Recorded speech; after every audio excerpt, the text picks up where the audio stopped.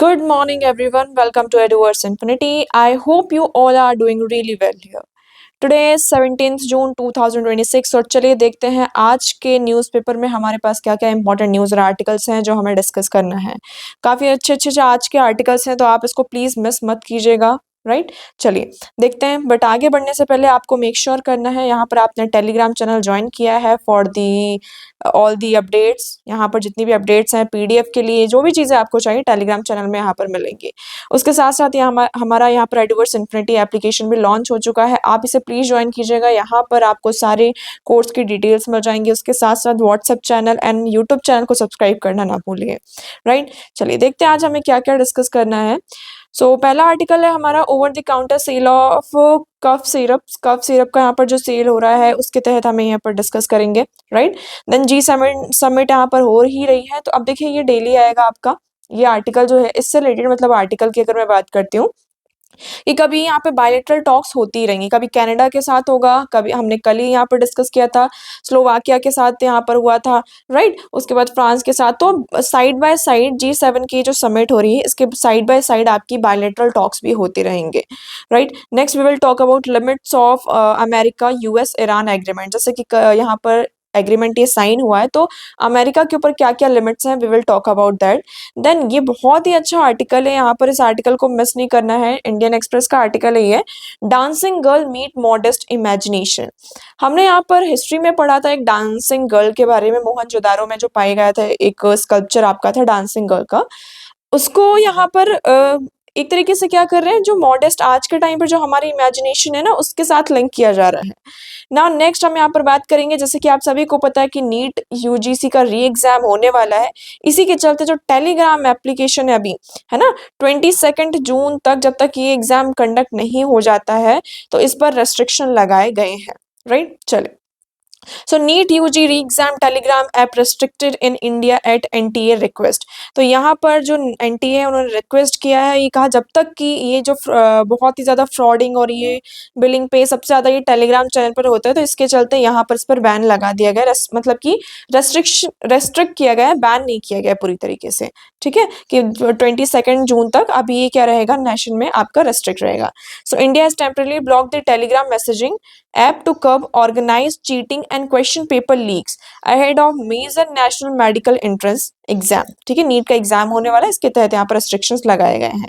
और ये जो रेस्ट्रिक्शंस लगाए गए हैं वो किस बेसिस पर हुआ है, under the information technology act के तहत यहाँ पर हुआ है।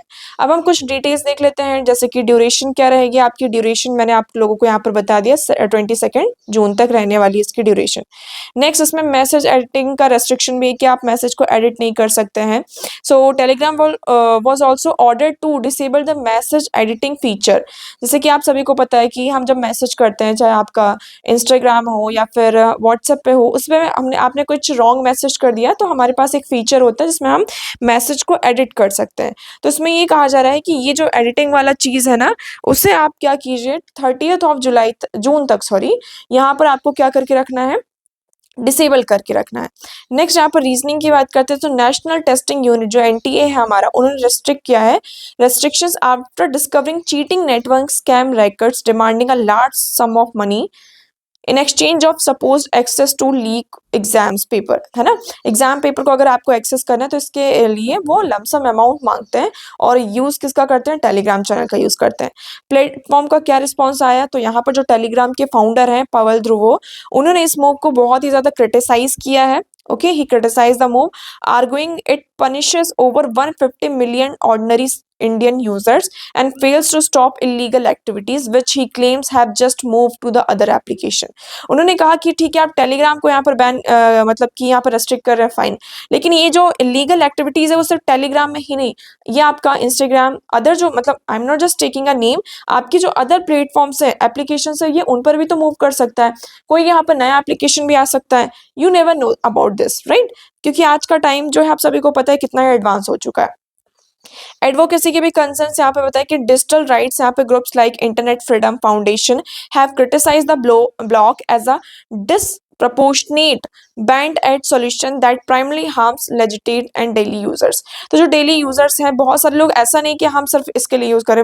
फॉर एग्जाम्पल वी पीपल, हम यहाँ पर जो हमारा स्टडी रिसोर्सेस है मेनली हम कहाँ से एक्सेस करते हैं, टेलीग्राम से ही एक्सेस करते हैं। तो ये क्या करेगा, हमारे जो डेली यूजर्स हैं उनका जो प्राइमरी हम कहते हैं लेजिटिमेट को उसको हार्म करेगा।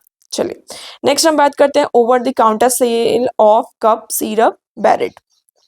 सो following the drug rules amendment, यहाँ पर जो लॉजेंस पिल्स हैं, टैबलेट्स फॉर कफ सिरप यहाँ पर जो अवेलेबल होते थे उन्हें ये कहा गया है, अभी बेसिकली इसमें 24 बच्चे जो है एमपी में उनकी जान जा चुकी है because of the adulterated cup syrup के। लास्ट ईयर का ये डेटा भी बताया गया है कि ये जो यहाँ पर जो कप सिरप का यूज किया जा रहा है इसके चलते एमपी में 24 बच्चों की जान गई है।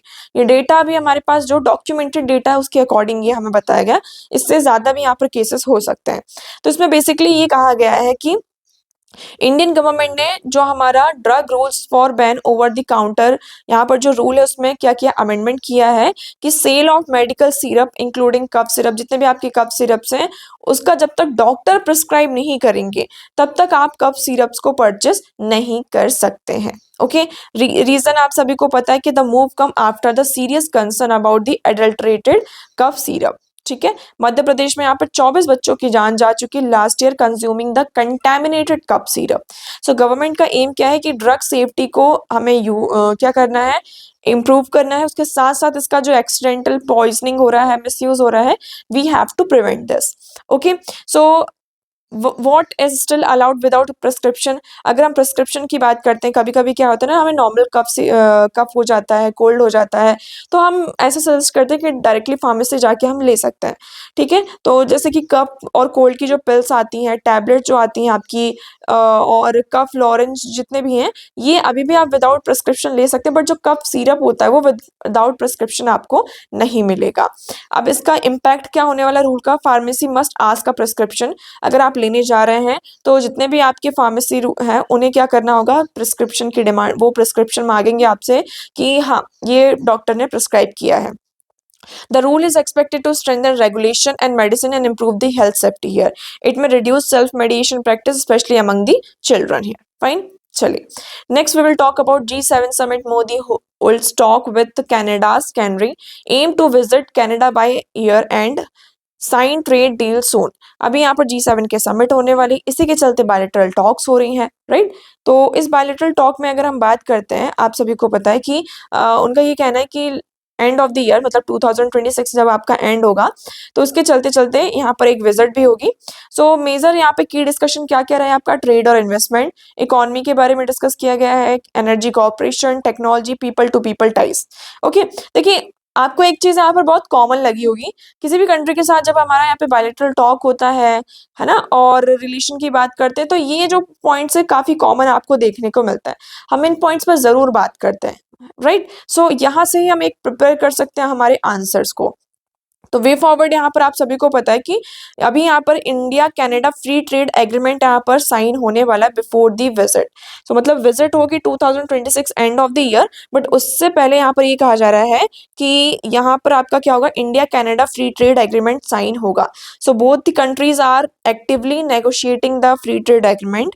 अर्लियर कॉमर्स मिनिस्ट्री जो हमारे मिनिस्टर थे, कॉमर्स मिनिस्टर, वो भी कनाडा यहाँ पर गए हुए थे बिजनेस डेलीगेशन और एडवांस इकोनॉमिक कॉर्पोरेशन के लिए।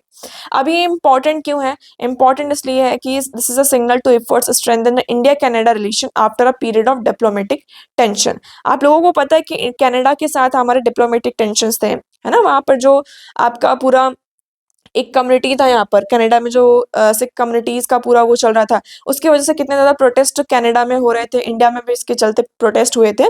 तो जब से डिप्लोमेटिक टेंशन है, after the long period of time हम यहाँ पर क्या कर रहे हैं, हमारे जो रिलेशन है उसको इम्प्रूव करने की बात कर रहे हैं। अब अगर ये सक्सेसफुल रहता है FTA, तो उसमें क्या क्या हो सकता है आपका, जितने भी बायलैटरल ट्रेड और इन्वेस्टमेंट होगा वो इंक्रीज होगा, मार्केट एक्सेस फॉर बिजनेसेस वो भी इंप्रूव होगा, cooperation in clean energy, technology, education and critical minerals here. Okay, I hope आपको यहाँ पर ये क्लियर होगा। चलिए नेक्स्ट हम बात करते हैं limits of America on the US, limits of America on the US Iran agreement. आप सभी को पता है कि इजराइल और यूएस ने यहाँ पर लॉन्च किया था, क्या एक वॉर लॉन्च किया था किसके ऊपर, ईरान के ऊपर, ऑन 28 फरवरी, जिसके वजह से यहाँ पर आपको चेंजेस देखने को मिले थे तेहरान की रिजीम में। ठीक है। और वहां पर जो उनका न्यूक्लियर और मिसाइल कैपेबिलिटीज था उसको पूरी तरीके से डिस्ट्रॉय किया गया था। And it's non support for non state actors such as Hamas को भी यहाँ पर एंड करने की बात की जा रही थी, हमास, हिजबुल्लाह और हुतीस को। 100 डेज तक, मतलब अगर हम 100 डेज तो नहीं कहेंगे, मोर देन 100 डेज यहाँ पर हो चुका है।